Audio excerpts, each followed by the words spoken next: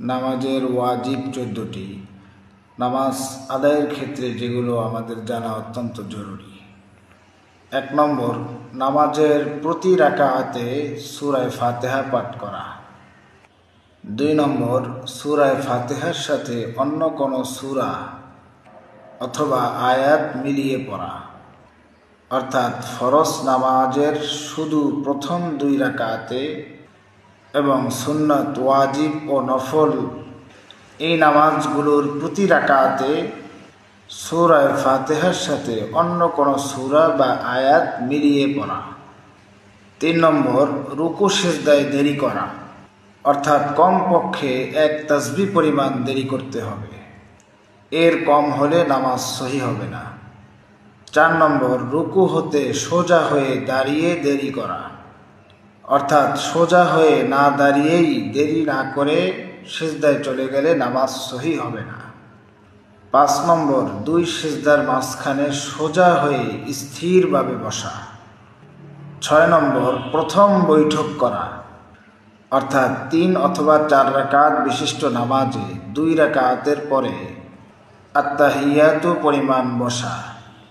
7 নম্বর, উভয় বৈঠকে আত্তাহিয়াতু পড়া, অর্থাৎ প্রথম এবং শেষ বৈঠকে উভয় বৈঠকই পড়তে হবে। 8 নম্বর, কেরাত আস্তে এবং জোরে পড়া। ইমামের জন্য জোহর এবং আসরের নামাজে আস্তে কেরাত পাঠ করা, আর মাগরিব এবং এশা এবং ফজরের নামাজে কেরাত জোরে পড়া। 9 নম্বর, বিতরের নামাজে দোয়ায়ে কুনুত পড়া, অর্থাৎ 3য় রাকাতে সূরা কেরাত পাঠ করার পরে দোয়ায়ে কুনুত পাঠ করতে হবে। 10 নম্বর, 2 ঈদের নামাজে অতিরিক্ত 6টি তাকবীর বলা।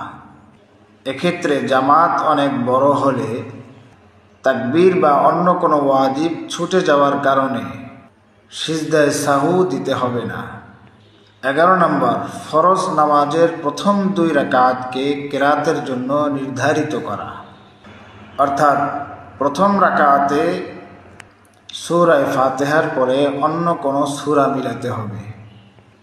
12 নম্বর, প্রত্যেক রাকাতের ফরজগুলোর তারতিব ঠিক রাখা, অর্থাৎ ফরজগুলো ধারাবাহিকভাবে আদায় করা।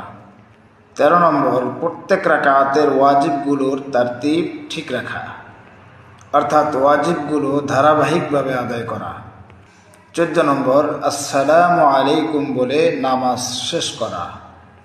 উপরোক্ত 14টি ওয়াজিব থেকে ভুলবশত কোনো একটি ওয়াজিব ছুটে গেলে অথবা একাধিকবার আদায় হয়ে গেলে কিংবা কোনো ফরজ আগ পিছ হয়ে গেলে অথবা রাকাত সংখ্যা ভুলে গেলে সিজদায়ে সাহু ওয়াজিব হয়ে যাবে।